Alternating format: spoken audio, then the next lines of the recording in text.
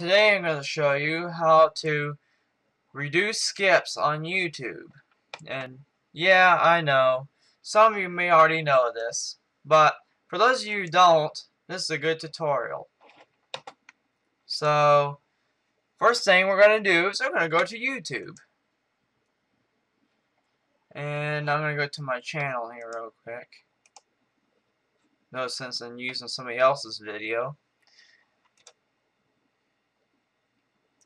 And let's see here, let's bring up this little video here. I don't know why it started there, just because of annotations. But in my case, it already buffered. That's one thing you gotta usually consider, is that you gotta wait for it to buffer enough of the buffer before it'll actually play back properly without any skips. The reason why you get that wheelie bar is just that. Is that you end up with not enough buffer to play back the rest of the video. So it just ends up stopping there and wheeling around trying to catch up. Anyway, in this case it buffered pretty much all the way for me because I played it so many times that I just remembered all of it. But it's best to like pause it and bring it back over here and let it buffer. That's pretty good to do, especially if you're doing a PowerPoint presentation or some other kind of presentation and you want to show a video, because you can just buffer this in the background, minimize it just like that, and when it's time to play that video, you just come back over to it and hit play, and it'll already be buffered, at least probably most likely enough to get you there. If it's not quite there yet, you can go ahead and just play it and pause it when necessary, but usually it'll buffer. If you're doing a big PowerPoint or whatever, a big presentation, you'll have plenty of time to let it buffer. And also the video length will depend on that too. This one's like a little under 30 minutes, no, a little under an hour long. So, of course, then again, it's already buffered on my machine so many times that I just remembered. So, but the next thing, this is kind of tricky though, because sometimes it's a little bit harder when you're in a hurry to just go ahead and hit pause and bring it back, or like sometimes you might forget.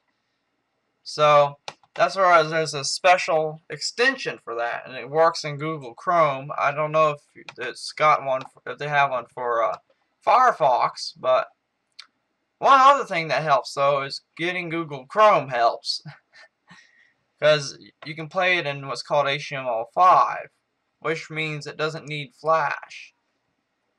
And since it doesn't need Flash and it uses all browser-based technologies, it loads a heck of a lot faster and will actually play back smoother in some cases. And anyway, let's get to the extensions. So I'm going to come over here, go to Tools. Of course, this is in Chrome. Now we go into Settings. Okay, I must have missed something. It's over here actually. Tools is for something else. Anyway, and then you go to Extensions. And you have a Get Extensions link. And this is the extension I already have that I use for stopping the autoplay, so it will not play back on you when you're trying to get it to buffer. That is, when it first loads, it'll pause itself basically. And I have it disabled right now. I just did that just for the video, but I'm going to go ahead and enable it as if we did download it and install it. And let's close. Always remember to close the tab first in the browser, because you never know, something might go wrong and it might forget what you did and go back. So just a precautionary thing to make sure the settings are correct.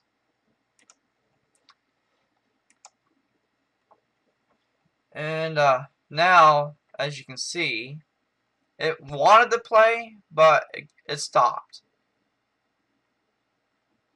so it would give it time to buffer that way. Which is even cooler because you can just go ahead and open. Oh wow, it played.